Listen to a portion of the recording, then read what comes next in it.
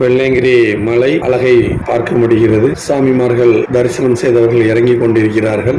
நமது குருசாமி படியேறி மேல் அடி வைத்து ஏறிக்கொண்டிருக்கிறார். சுமார் 55 வயதில் இந்த மலை ஏற அவரால் முடியும் என்றால் அந்த சிவபெருமான் அவரை அழைத்ததன் பேரில் மட்டுமே அது சாத்தியம். இயற்கையான அழகான ஓர் வெள்ளையங்கிரி மலை பயணம். சற்று மூச்சு வாங்கியதுனால அங்கே நின்றுட்டுருக்கோம். எங்கள் கூட வந்த குட்டி முருகனுக்கு திடீர்னு சாமி வந்துருச்சு, அப்படியே ஆட ஆரம்பிச்சிட்டாரு. அந்தால எல்லோரும் போய் விபூதி பூசி அவருடைய சாமி ஆட்டத்தை நிறுத்தி மீண்டும் மலை யாத்திரையை தொடங்கினோம். கம்பை ஊனி ஊனி கவனமாக படியில் ஏறி வந்துட்டுருக்குறோம். ரொம்ப வேர்வை வந்த உடனே எங்கள் குருசாமி சட்டையெல்லாம் கலத்தி பையில் வச்சுக்கிட்டாங்க. ஒரு சாமி மலையில் கிடந்த வீணான தண்ணி பாட்டல்கள் எல்லாம் ஒரு சாக்கில் கட்டி கீழே கொண்டு வந்துட்டுருக்காங்க. இதுதான் புண்ணியம். சிவனை பார்த்து ஆசீர்வாதம் வாங்கிய கையோடு அந்த மலையையும் அவர் பாதுகாத்து கீழே இறங்கி அந்த வேஸ்டேஜ் பொருளை கொண்டு போயிட்டுருக்கிறாரு. இப்படி ஒவ்வொரு சாமிமாரும் வரக்கூடியவங்க மலையில் பார்த்த தேவையில்லாத பொருட்களை எடுத்து கொண்டு வந்து கீழே போட்டுட்டாங்கன்னா அந்த மலை இன்னும் நமது சந்ததிக்கு தொடர்ந்து இயற்கையாகவே நம்மளால் அதை வைத்து கொள்ள முடியும். இங்கே பாருங்கள், கவரை போட்டதுனால ஒரு குரங்கு அந்த கவரை எடுத்து சாப்பிட ஆரம்பிக்கும். நம்ம கண்ணு முன்னாலே அதை பார்க்க முடிஞ்சுது. அந்த கவரை அது சாப்பிட்றதுனால அது உள்ளே போய் ஜீரணமாகாமல் அந்த வனவிலங்கு ஆகிய குரங்கு இறந்து போகிறதுக்கு 100% வாய்ப்புள்ளது. நீங்கள் போட்டு வர்ற கவரு, பிஸ்கட் பாக்கெட்டு, இது அந்த காட்டில் வாழக்கூடிய விலங்குகளுடைய இனத்தை அழிக்க போகிறது என்பதுக்கு இதை மிஞ்சிய ஒரு உதாரணம் எதுவுமே இல்லை. பாருங்கள், அந்த கவரை அது சவைச்சி சாப்பிட ஆரம்பிச்சிருச்சு. ரொம்ப கஷ்டமாக இருந்துச்சு அதை பார்க்கும்போது. சுற்றி பார்த்திங்கன்னா எல்லா பக்கமும் cover, biscuit packet, glucose packet, காலி தண்ணி கேனு, பயன்படுத்திய துணிமணிகள், இதெல்லாம் 2 பக்கமும் கிடக்கு. தயவுசெய்து சாமிமார்கள் மலை ஏறும்போதும் சரி இறங்கும் போதும் சரி, நீங்கள் காட்டை எப்படி இயற்கையாக பார்த்தீங்களோ அதே இயற்கையாக வைக்கணும்னு ஆசைப்பட்டீங்கன்னா அந்த மாதிரி காடுகளில் எதையுமே போடாமல் கீழே கொண்டு வந்துடுங்க. இங்கே பாருங்கள், போதைப் பொருட்கள், கணேஷ், இந்த மாதிரி பாக்கெட்லாம் அந்த மலையில் கிடக்கு. இன்னும் வனத்துறை அங்கே மலை ஏறக்கூடிய சாமிமார்களுடைய பையை முழுமையாக சோதனை போடணும் அப்படின்னு சொல்லி வேண்டிக் கொள்கிறோம். இந்த சிறுவன் வெள்ளையங்கிரி ஆண்டவரை தரிசனம் செய்து கொண்டு தன் தந்தையுடன் வந்து கொண்டிருக்கிறாரு. இந்த சின்ன வயசுலலாம் அவருக்கு போகிறதுக்கு அந்த பாக்கியம் கிடச்சிருக்குன்னு நினச்சி ரொம்ப சந்தோஷப்பட்டோம். மலையேற்றம் எப்படி இருந்ததுன்னு கேட்டோம். ரொம்ப அருமையாக இருந்தது. ஐயாவை பார்த்துங்கிற விஷயத்த சொன்னாங்க. வனத்துறை சார்பாக குப்பை தொட்டி அங்கங்கே வச்சுருக்காங்க. குப்பை தொட்டி பக்கத்தில் இருந்தாலும் கூட ஒரு சிலர் மட்டுமே குப்பைகளை அதில் போடுறாங்க. இவங்கெல்லாம் அந்த கடைகளுக்கு சுமைகளை தூக்கி செல்லக்கூடியவங்க.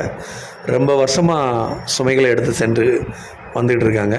இவர் சுமார் 60 வருஷமாக நான் மலைகளுக்கு கம்பு இல்லாமல் ஏறி இறங்கிட்டு இருக்கேன், அங்கே இருக்கக்கூடிய கடைகளுக்கு பொருட்களை சுமந்து சென்று கொண்டு வருகிறேன் அப்படின்னு அவருடைய அனுபவத்தை எங்கள் கூட பகிர்ந்துக்கிட்டார்.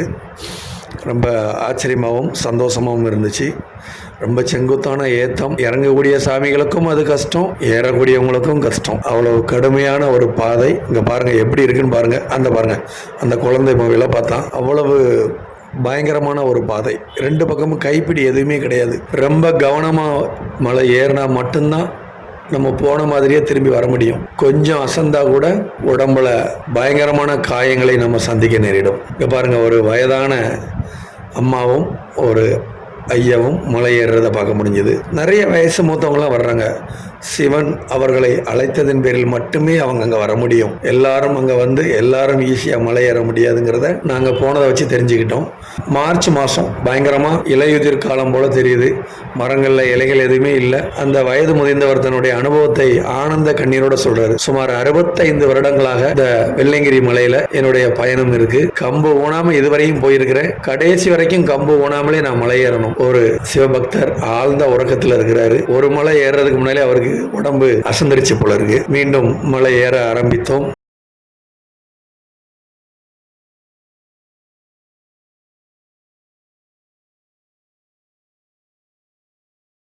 குப்பை தொட்டியை பாருங்கள், அங்கங்கே வச்சுருக்கிறாங்க. நம்ம தான் அதை கடைபிடிக்கிறது இல்லை. இவ்வளோ பக்கத்தில் குப்பை தொட்டி இருக்குது, குப்பையை பாருங்கள். அவங்க பயன்படுத்தின துணி, குளுக்கோஸ் டப்பா, பிஸ்கட் பாக்கெட்டு, இப்படி எல்லாமே இவ்வளோ பக்கத்தில் இருக்கிற குப்பை தொட்டியில் போடாமல் வழியில் போட்டிருக்கிறாங்க தான். அது யாரோட தவறு? மலைக்கு போகிற சிவபக்தரோட தவறு. இந்த அம்மா சென்னையிலேருந்து வந்திருக்கதா சொன்னாங்க. தரிசனம் நல்ல அருமையாக கிடைச்சது. ஆமாம், இதுதான் முதல் தடவை அப்படின்னு சொன்னாங்க. சென்னையிலேருந்து வந்து இந்த அம்மா தன்னுடைய பையனோட வந்துறாங்கன்னு நினைக்கிறேன். ஒரு அருமையான தரிசனம் செய்திருக்காங்க. அவங்கள பார்க்கும்போது எங்களுக்கு ரொம்ப சந்தோஷமா இருந்துச்சு. எங்களை நல்லபடியாக ஆசீர்வாதம் பண்ணி அனுப்புங்கன்னு சொல்லி நாங்கள் மீண்டும் மலை ஏற ஆரம்பித்தோம். ஒரு சாமி, ரொம்ப வருஷமா நான் ஐயா பார்க்க வந்துட்டு இருக்கேன். ஒவ்வொரு வருஷமும் பார்க்கும்போது எனக்கு நல்ல ஒரு வாழ்க்கையில முன்னேற்றம் கிடைக்கி தொடர்ந்து வரணும், வருஷந்தோறும் வந்து கொண்டே இருக்கிறேன் அப்படின்னு சொல்லிட்டு அவருடைய யாத்திரையை தொடங்கினார். வயதானவர்களும் வர்றாங்க, இளைஞர்களும் வர்றாங்க, பெண்களும் வர்றாங்க, குழந்தைகளும் வர்றாங்க. ரொம்ப கஷ்டம். நினச்ச மாதிரிலாம் போக முடியாது. நாங்களே போயிட்டு இது என்னப்பா இப்படி இருக்குது அப்படின்னு சொல்லி தன்னால் புலம்ப ஆரம்பிச்சிட்டோம். அவ்வளோ கஷ்டமாக இருந்துச்சு. இன்னும் கொஞ்சம் நேரத்தில் இருட்ட போகுது. சுமார் 6 மணி டைம் ஆயிடுச்சு. இருட்டினதுக்கப்புறம் எப்படி மலை ஏற போகிறோன்னு தெரியல. டார்ச் லைட்லாம் கொண்டு போயிருக்கிறோம். தண்ணி தாக வரையும் எடுக்கு. கையில் கொண்டு போன தண்ணியை அளவோடு அளந்து அதை குடிச்சிக்கிட்டோம். பாருங்கள் பாதை எப்படி இருக்குது பாருங்கள். எங்கள் கூட வந்த தனுஷ்கோடி சாமி, ஒரு சின்ன குழந்தை சாமி கும்பிட்டு வந்திருக்காங்க. எங்களை பார்க்கும்போது கால் தவறிட்டுனா கீழே தான் விழணும். அந்தளவுக்கான பாதைகள் கரடு முரடாக இருக்குது. இன்னும் சில நிமிடங்களில் இருட்ட ஆரம்பிச்சிடும். அப்படி தளர்வாக ஏறி வந்துக்கிட்டு இருக்காங்க. வேகமாக ஏறினா மூச்சு முட்டிடும். நம்மளால் எப்படி முடியுமோ அப்படி மட்டுமே ஏறணும். ஏற முடியலன்னா சைடில் உட்காந்துக்கிடணும். ரொம்ப ரிஸ்க் எடுத்தால் மாரடைப்பு போன்ற உயிர் ஆபத்தான சூழ்நிலைகள் ஏற்படும். கோவிலில் கீழேயே அதை அறிவுறுத்தியிருக்கிறாங்க. ரத்த அழுத்தம், சுகர், இதய நோய் உள்ளவங்கெல்லாம் ஏறாதீங்க. 60 வயசுக்கு மேலே உள்ளவங்க போகாதீங்க. உங்களால் போக முடியாது. உங்களுக்கு ஏதாவது ஆயிடுச்சுன்னா உங்களை கொண்டு வர்றதும் அவ்வளோ கஷ்டம் அப்படிங்கிற விஷயத்த சொல்லியிருக்காங்க. எங்கள் குருசாமி முதல் மலை கிட்ட வந்துருச்சுன்னு சொல்லி சந்தோஷத்தில் ஆட ஆரம்பிச்சிட்டாரு. ஆனால் அவருக்கு தெரியாது இன்னும் மேலே போகணும்னு சொல்லி. ஏன்னா எங்களை கூட்டிகிட்டு போன துறை குருசாமி வந்து 2 கிலோமீட்டர்னு சொல்லியே எங்களை ஏமாற்றி மலையேற்றி கூட்டி போயிட்டு வந்துட்டாரு. ஒரு சிவபக்தர் காவடி எடுத்துட்டு இறங்கி வர்றதை பார்க்க முடிஞ்சது. அப்போ அவர்கிட்ட கேட்டோம், நீங்கள் இங்கே எத்தனை வருஷமா வர்றீங்கன்னு கேட்டேன். 3 தலைமுறையா நாங்க வந்துட்டு இருக்கிறோம். காவடி எடுத்தது வர்றோம். எங்களுக்கு இது ஆண்டுதோறும் தொடர்ந்து வந்து கொண்டிருக்கிறோம். எங்களுக்கு வெள்ளையங்கிரி மலை வரும்போது எங்களுடைய வாழ்வாதாரம், எங்களுடைய வாழ்க்கை மிகவும் சந்தோஷமாக மகிழ்ச்சியா இருக்குன்னு சொல்லி சொன்னாரு. நாங்க நினைச்ச வேண்டுதல் எல்லாம் வெள்ளையங்கிரி ஆண்டவர் எங்களுக்கு கொடுக்கிறார் அப்படின்னு சொல்லி அவருடைய அனுபவங்களை பகிர்ந்து கொண்டாரு. 65 வருடமா ஒரு தொடர்ந்து மலை வரக்கூடிய ஒரு சிவபக்த குடும்பத்தை பார்க்க முடிஞ்சதை நினைச்சு நாங்க எல்லாரும் ரொம்ப சந்தோஷப்பட்டோம். நம்மளை கொண்டே நம்மளால நடக்க முடியல. காவடியெல்லாம் எடுத்துக்கொண்டு எப்படி வர்றாங்கன்னு தெரியல. சிவன் நினைத்தால் மட்டுமே இது எல்லாம் சாத்தியம்ங்கிறது எங்களுக்கு புரிய வந்தது. இப்போ இருட்டாக போகுது. எங்களுக்கு திக்குன்னு இருக்கு. ஏன்னா கண் வெளிச்சத்துல நடக்கும் போதே படிகளை பார்த்து காலை வச்சு ஏறுறது கஷ்டமா இருந்துச்சு. இருட்டுனதுக்கு அப்புறம் எப்படி ஏற போறோம்னு நினைச்சு போயிட்டு இருக்கிறோம். இங்க பாருங்க, கவரு, காப்பி குடிச்ச கிளாஸு, துணிமணிகள், பிஸ்கட் பாக்கெட்டு. நீங்கள் மலைக்கு போய் சிவன்கிட்ட வாங்கிட்டு வரக்கூடிய புண்ணியங்களை விட நீங்கள் இப்போ போட்டிருக்க வேஸ்ட்டால் அழிய போகிற காடை நினச்சி அடைய போகிற பாவங்கள் தான் அதிகமாக உங்களை வந்து சேரும். குப்பைத்தொட்டி எவ்வளோ பக்கத்தில் இருக்குது பார்த்தீங்களா? அதில் போட இவங்களால் முடியலை. இவங்கெல்லாம் எதுக்கு மலைக்கு வராங்கன்னு தெரியல. முதல் மலையோட உச்சியில் இருக்கக்கூடிய வெள்ளை விநாயகர் ஆலயத்துக்கிட்ட வந்துட்டோம். சுமார் 1910 கட்டப்பட்ட ஒரு ஆலயம். அந்த விநாயகர் வந்து வெள்ளை கல்லில் செய்யப்பட்ட ஒரு விநாயகர்னு சொல்லி அந்த கோவிலை பூஜை செய்யக்கூடிய பூஜாரி அதை பற்றி ஒரு விளக்கம் கொடுத்தாங்க. அந்த கோவிலுக்கு வந்துட்டால் முதல் மலை உச்சி வந்துருச்சுன்னு அர்த்தம். எங்கள் குருசாமி மூச்சு வாங்கினபடியே ஏறி வர்றதை பார்க்க முடிஞ்சுது. அந்த கோவில் பூஜை செய்யக்கூடிய சுவாமிகிட்ட கேட்கும்போது, நாங்கள் வந்து தலைமுறையாக இந்த கோவிலில் பூஜை பண்ணிகிட்ருக்கோம். நீங்கள் எப்போ வருவீங்க, எப்போ கீழே போவீங்கன்னு கேட்கும்போது, பிப்ரவரி மாதம் மேலே வருவோம். மே மாதம் இங்கே நடையெல்லாம் அடைச்சி க்ளோஸ் பண்ணி பக்தர்கள் அனுப்பாமல் இருக்கக்கூடிய வரைக்கும் நாங்கள் மலையில் தான் தங்கியிருப்போம். எங்களுக்கு தேவையான சாப்பாடெல்லாம் மேலேயே தயார் செய்து கொள்ளுவோம். சாமிக்கு நிவேத்தியம் வச்சுட்டு அந்த நிவேத்தியம் தான் எங்களுடைய உணவு அப்படின்னு சொல்லி அவருடைய விநாயகர் கோவில் அவர் செஞ்சிட்டு இருக்கக்கூடிய அனுபவங்களை எங்களோட பகிர்ந்துக்கிட்டார். ரொம்ப சந்தோஷமாக இருந்துச்சு. சுவாமியை பார்த்து மன மகிழ்ச்சியோடு வணங்கி இந்த விநாயகரை வேண்டி, ஐயா எங்களோட வந்த சுவாமிமார்களுக்கும் மலையேறி வரக்கூடிய அனைத்து சுவாமிமார்களுக்கும் நல்லதே செய்யுங்கள், அவர்கள் வாழ்வில் நல்லதே நடக்கட்டும் என்று வேண்டிக் கொண்டு விநாயகரை தரிசனம் செய்தோம். சிறிது நேரம் ஓய்வெடுக்கலாம் என்று அருகே அமர்ந்திருந்தோம். சுற்றி ஒரு 4 கடைகள் இருந்தது. நமக்கு தேவையான தண்ணீர், போஞ்ச், சர்பத், சோடா சர்பத் மற்றும் நெல்லிக்காய் போன்ற பொருட்கள் எல்லாம் அங்கே கிடைக்கின்றது. கம்பங்கூழ் கிடைக்கின்றது. வயிறு பசியாக இருந்தால் கம்பங்கூழ் குடிச்சிக்கலாம். நாங்கள் தண்ணி, எலுமிச்சம்பழம், உப்பு, சீனி எல்லாமே கொண்டு போயிருந்தோம். அதனால் எங்கள் குருசாமி அதை எல்லாத்தையும் எங்களுக்கு கலக்கி ஜூஸாக அப்பப்போ கொடுத்து எங்களை மலையேற சப்போர்ட்டாக செஞ்சு கொடுத்துட்டு இருந்தாங்க. இருட்டிருச்சு, ஒன்றுமே தெரியல. டார்ச் லைட்டை கையில் எடுக்க ஆரம்பிச்சிட்டோம். அந்த டார்ச் லைட்டு வெளிச்சத்தில் தான் மலை ஏற போகிறோம். கடையை பார்த்தோம். அந்த கடையில் எப்படிமா வியாபாரம்லாம் எப்படி நடக்கு, இந்த ஜாமான்லாம் எப்படி கொண்டு வரீங்கன்னு கேட்கும்போது அந்த அம்மா சொன்னாங்க, எங்களுடைய வாழ்வாதாரமே இதுதான் ஐயா. மலைக்கு வரக்கூடிய பக்தர்களுக்கு கீழே இருந்து பொருட்களை சுமந்து கொண்டு வந்து தருவாங்க. அந்த பொருட்களை ஒரு சொற்ப லாபத்தில் வைத்து இங்கே விற்பனை செய்கிறோம். இதை வச்சு தான் எங்களுடைய வாழ்க்கையை நாங்கள் வாழ்ந்து கொள்கிறோம். நாங்கள் இங்கே மழை சீசன் ஆரம்பித்த நாள்லேருந்து சீசன் முடிகிற வரைக்கும் இங்கேயே பொங்கி சமையல் பண்ணி சாப்பிட்டுட்டு இங்கே தான் இருப்போம் அப்படின்னு சொல்லி அவங்க சொன்னாங்க. ஒரு காட்டில் இத்தனை மாதம் தங்கியிருந்து அதில் நடக்கக்கூடிய வருமானம், கிடைக்கக்கூடிய வருமானம் தான் இவங்களுடைய வாழ்வாதாரம் நினைக்கும் போது சிவன் இன்னும் அவர்களுக்கு அள்ளி கொடுக்க வேண்டும் என்று நினச்சி கொண்டு மலையேற ஆரம்பித்தோம். டார்ச் லைட்டு வெளிச்சத்தில் பாருங்கள் எப்படி வரோன்னு. அவ்வளோ வெளிச்சமாக இருக்கும்போதே மலையேற முடியல. அந்த இருட்டுக்குள்ளே ரொம்ப கஷ்டப்பட்டு மலையேற ஆரம்பித்தோம். பாதைகளில் கரடு முரடாக இருக்குது, கண்ணும் தெரிய மாட்டேங்கு. டார்ச் லைட்டு மட்டுமே எங்களை வழிகாட்டி கூட்டி போய்கிட்டு இருக்கு. நாகராஜா பிரபுவோட ஆலயத்தை பார்க்க முடிந்தது. இது 2வது மலை உச்சி என்று சொன்னார்கள். நாகராஜர் அந்த மலை குகைக்குள் மிகவும் அழகாக ஆக்ரோஷமாக இருந்தார். அவரை வணங்கி எங்களுடைய சித்தர், அண்டா சித்தர்னு சொல்லுவாங்க, அவரை பார்த்து அவரிடம் ஆசீர்வாதம் வாங்கினோம். சுவாமி, இன்னும் 5 மலை ஏற வேண்டுமே, உங்கள் ஆசை இருந்தால் மட்டுமே ஏற முடியும் அப்படின்னு சொல்லும்போது சாமி கையிலேருந்து ஒரு ஒளி நீங்கள் பார்க்க முடியும். அவருடைய 2வது விரலிருந்து ஒரு ஒளி வந்ததை நாங்கள் பார்த்தோம். மிகவும் சந்தோஷமாக இருந்தது. சற்று ஓய்வெடுத்து விட்டு சாமியோடு ஆசீர்வாதத்தில் மீண்டும் மலையேற ஆரம்பித்தோம். அங்கே இருக்கிற மலைகளில் அப்படி கம்பை வச்சு நம்ம டச் பண்ணோன்னா விபூதி மாதிரி வருது. இதை எடுத்து பார்த்தீங்கன்னா அப்படியே விபூதி தான். நம்ம ஐயாவளி கோவிலில் பிரசாதம் கொடுப்பாங்க, பார்த்துருப்பீங்க, நாமம்னு சொல்லுவாங்க, அதே மாதிரி இருந்துச்சு. ஒரு மாற்றம் இல்லை. சந்தன மலை சொன்னாங்க, அதில் கொஞ்சம் மஞ்சள் கலரில் இருந்துச்சு. இது நல்ல வெள்ளை கலரில் தான் இருந்துச்சு. அந்த மலைகள் எல்லாமே இப்படி ஒரு இயற்கையிலேயே படைக்கப்பட்டிருக்கு. அங்கே பாருங்கள், பைரவர். அத்தனை மலை ஏறி வந்திருக்கோம். இத்தனை அடி உயரத்தில் பைரவர் எல்லாம் பார்க்க முடியுது. வெள்ளையங்கிரி ஆண்டவரை இரவு 1:30 மணி இருக்கும் தரிசனம் செய்தோம். இதோ வெள்ளையங்கிரி ஆலயத்தை காலை தரிசனம் செய்து கொண்டிருக்கிறோம்.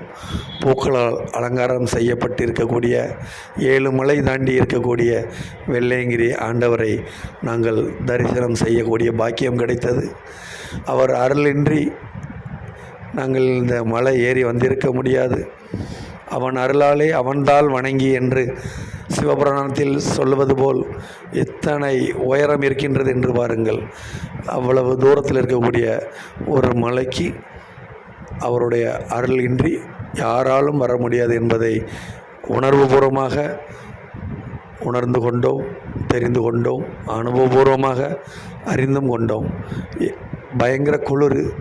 நைட்டு சொட்டு தொப்பி எல்லாம் வச்சுருக்க போய் குளிரில் இருந்து எங்களால் தாக்கு பிடிக்க முடிஞ்சுது. காலையில் 6 மணிக்கு நாங்கள் எல்லோரும் எந்திரிச்சு மீண்டும் ஒரு முறை தரிசனம் செய்து மலையிலிருந்து இறங்க தயாராக இருந்தோம். சில சாமிகள் ஓய்வெடுத்து கொண்டிருக்கிறாங்க. ரொம்ப கஷ்டப்பட்டு ஏறி வந்திருப்பாங்க, நல்லா எங்களுக்கு தெரியும். அவ்வளவு எளிதல்ல வெள்ளையங்கிரி மலை. எல்லோரும் ஈஸியாக போயிட முடியாது. ஒவ்வொரு மலையும் உங்களை சொல்கிறதுக்கே வார்த்தைகள் வரல, அவ்வளவு கஷ்டமாக இருக்கும். கூட்டத்தை பாருங்கள். காலையில் அதிகாலையில் தரிசனம் செய்வதற்கு சாமிமார்கள் எத்தனை பேர் நிற்கிறாங்க பாருங்கள். கூட்டம் வந்த வண்ணம் சென்ற வண்ணமாகவே இருக்கும். வருவாங்க, சாமியை பார்ப்பாங்க. ஒரு 10 நிமிஷம் தான் அங்கே நிற்க முடியும். ஏன்னா அடுத்தால பின்னால் சாமிகள் வந்துக்கிட்டே இருக்காங்க.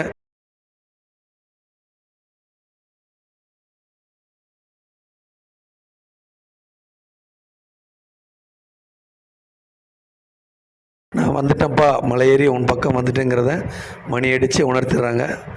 அங்கே சின்ன சின்ன குகைகளில் சில சுவாமி சிலைகள் எல்லாம் இருக்குது. பூஜைகள் நடந்துக்கிட்டு இருக்குது. ஒரு 6:30 மணி இருக்கும்னு நினைக்கிறேன். சாமிகள் தரிசனத்துக்காக காத்திருக்கிறோம், வரிசையில் நிற்கிறோம். மலை உச்சியில் வெள்ளையங்கிரி ஆண்டவர் பயங்கரமான குளிர்ந்த ஒரு இடத்துல இருக்கிறாரு. எங்களுக்கு என்னமோ இதில் வந்ததே இவ்வளோ கஷ்டம்னா, இமயமலையெல்லாம் போய் சாமியெல்லாம் பார்க்குறாங்கன்னா அது எவ்வளோ கஷ்டங்கிறது நினச்சி பார்க்க கூட எங்களால் முடியலை. வரிசையில் நிற்கக்கூடிய சாமிமார்களை நம்ம பார்க்க முடியுது. சிவபக்தர்கள் அனைவரும் வெள்ளையங்கிரி ஆண்டவரை இத்தனை மலை கடந்து வந்த துயரத்தை மறந்து தரிசனம் செய்வதற்காக காத்திருக்காங்க. சூரியன் தனது ஒளிக்கதிர்களை வீச ஆரம்பித்து விட்டார்கள். இப்போ தான் லேசாக வெளிச்சம் தெரியுது. இதுதான் வெள்ளையங்கிரி ஆண்டவர் இருக்கக்கூடிய மூலஸ்தானம்.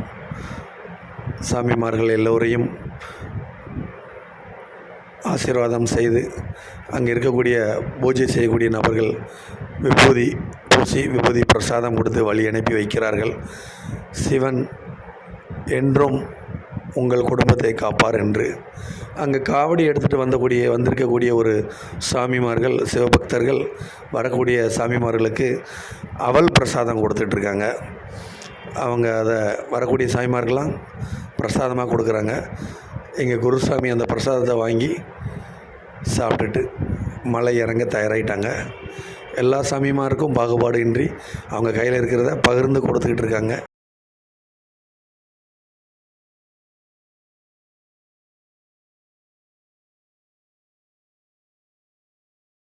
கொண்டு வந்த பொருட்களை எதையும் மிஸ் பண்ணாமல் எல்லாத்தையும் பத்திரமா எடுத்துட்டு மலை இறங்குவதற்கு சாமிமார்கள் தயாராகிட்டாங்க. காவடி எடுத்து கொண்டு வந்த நண்பர்கள், சிவபக்தர்கள் எல்லோரையும் பார்த்து சிவாய நமக, நாங்கள் எல்லோரும் மலை இறங்க தயாராக இருக்கிறோம், சென்று வருகிறோம். இந்த வெள்ளையங்கிரி ஆண்டவர் தொடர்ந்து நமது சந்ததிகளை நல்லாசி புரியட்டும் என்று வேண்டி அங்கிருந்து விடைபெற்றோம். மலை ஏறுறதுக்கு எவ்வளவு கஷ்டப்பட்டோமோ அதுக்கு ஈக்குவல் மலை இறங்குறதும் கஷ்டம். ஏன்னா அவ்வளவு செங்குத்தான இறக்கம். கையில் வச்சிருக்கிற அந்த தடி ஊனி தான் இறங்க முடியும். இல்லைன்னா ஸ்ட்ரைட்டாக மலையிலிருந்து கீழே வந்துட வேண்டிதான். அந்த அளவுக்கு பயங்கரமான ஹைட்டு. ரொம்ப கவனமாக ஒவ்வொரு அடியும் பார்த்து இறங்கி வரோம். இதில் மழை பெஞ்சிருச்சுன்னா ரொம்ப கஷ்டமாக சாமிமார்கள் வலிக்கு கீழே விழுந்துருவாங்க அப்படின்னு சொல்லும்போது ரொம்ப பயமாக இருந்துச்சு எங்களுக்கு. எவ்வளோ உயரத்துலேருந்து இறங்குறோங்கிறத பாருங்கள். கால் ரொம்ப கிரிப்பாக ஊனி அந்த கம்பை ஊனி மெதுவாக ஒவ்வொரு அடியும் எடுத்து வச்சு இறங்க ஆரம்பிச்சிருக்கிறோம். ரொம்ப பயங்கரமாக தான் இருந்துச்சு அந்த யாத்திரை. லேசாலாம் நினச்சிட்டு வந்துட்டிங்கன்னா மேலேயும் போக முடியாமல் கீழேயும் இறங்க முடியாமல் மாட்டிக்கிடுவீங்க. அதனால் மலை ஏறுவதற்கு முன்னால் நல்லா பயிற்சி பண்ணிக்கிடுங்க. இறைவனை நல்லா வேண்டிக்கிடுங்க. இறைவன் ஆசையோடு மலை ஏறுங்க. இதையெல்லாம் தாண்டி அந்த வெள்ளையங்கிரி ஆண்டவர் உங்கள் பார்க்கணுன்னு முடிவு பண்ண மட்டுமே இது சாத்தியம். சூரியன் தன்னுடைய வெளிச்சத்தை கொடுக்க ஆரம்பிச்சிட்டாரு. டார்ச் லைட்லாம் இனிமேல் தேவையில்லை. அந்த வெளிச்சத்தில் இறங்கி வர போகிறோம். பாருங்கள் எப்படி இருக்குன்னு பாருங்கள். செருப்பு போட்டாலும் கஷ்டம்தான், செருப்பு போடாட்டாலும் கஷ்டம்தான். கரடு முரடான மலைப்பகுதியில் இது வரைக்கும் இப்படி ஒரு மலை ஏறினதே இல்லை எங்கள் வாழ்நாளில். இதுதான் முதல் மலை. இறங்கி போயிட்டுருக்குறோம். மதியானம் சாப்பிட்ட உணவு, இரவு எதுவும் சாப்பிடலை, காலையில் எதுவும் சாப்பிடலைங்கனால காலை கடன்கள் கழிக்கக்கூடிய வாய்ப்புகள் எதுவுமே இருக்காது. ஏதோ ஒரு சாமி மரத்தில் தொட்டில் கட்டி விட்ருக்காங்க போல இருக்குது. அதை பார்த்து வந்த சாமிலாம் தொட்டில் கட்டியிருக்காங்க. இதெல்லாம் ஒரு மூட பழக்கங்கிறது இன்னும் நம்முடைய சாமிமார்களுக்கு புரிய மாட்டேங்க. ஏன்னு தெரியல. கரடு முரடான பாதை. ஒரு வயது முதிர்ந்த ஒரு சிவபக்தர் மலையை பிடித்து கம்பை ஊனி கொஞ்சம் கொஞ்சமாக இறங்குறாரு. இங்கே பாருங்கள் எப்படி இருக்குன்னு. கீழே சைடில் தவறி போயிட்டால் கீழே தான் போய் விழணும். நம்மளை செல்ஃபோன் டவர் எதுவும் கிடையாது. நம்ம என்னானோ ஏதானோன்னு யாருக்குமே தெரியாமல் போயிடும். ஸோ அதனால் ரொம்ப கவனமாக சைடில் எதுவும் போகாமல் இருக்கக்கூடிய பாதையில் எங்கேயும் சுற்றி முற்றி பார்க்காம கவனமாக வந்தால் மட்டுமே போன மாதிரியே நம்ம வீடு வந்து சேர முடியும். வெள்ளையங்கிரி மலை பயணம் மிகவும் ஆபத்தான ஒரு பயணம். அதுலேயும் மழை பெஞ்சிருச்சுன்னா கேட்கவே வேண்டாம். அவ்வளவு ஒரு கடுமையான பயணமாக அது மாற வாய்ப்புள்ளது. சின்ன குழந்தையும் தரிசனம் செய்து கொண்டு தந்தையுடன் போயிட்டுருக்காங்க. அதை பார்க்க முடியுது. நம்ம இப்போ பார்க்கக்கூடியது இன்னும் சில நிமிடத்தில் வெள்ளையங்கிரி மலையில் இருக்கக்கூடிய ஒரு சித்தரை பார்க்க போகிறோம். ஏன்னா வெள்ளையங்கிரி மலையில் நம்ம பார்க்கக்கூடிய சித்தர் இதோட 3வது சித்தர் தரிசனம். இத்தனை அடி உயரத்தில் வந்து ஒரு ஒட்டன் சித்தர்னு சொல்லி ஒரு சித்தரோட சமாதி இருக்குன்னா எப்படி சொல்கிறது? மலையோட உயரத்தை பாருங்கள், எவ்வளோ உயரத்துலேருந்து இறங்கி வந்துக்கிட்டு இருக்காங்க. இவ்வளோ உயரத்தில் இதோ ஒட்டன் சித்தர் அவர்களுடைய ஜீவ சமாதி நம்ம பார்க்குறோம். அவர்கிட்ட ஒரு வைப்ரேஷன் கிடச்சிது எங்களுக்கு. சித்தர் சமாதியை எல்லோரும் போய் வணங்குங்கள். ஜீவ சமாதியில் ஒரு ஆசீர்வாதம் கண்டிப்பாக கிடைக்கும். அவரை வணங்கி வேண்டி மீண்டும் எங்களுடைய யாத்திரை வெள்ளையங்கிரி மலை அடிவாரத்தை நோக்கி ஆரம்பமானது. நமச்சிவாய வாழ்க.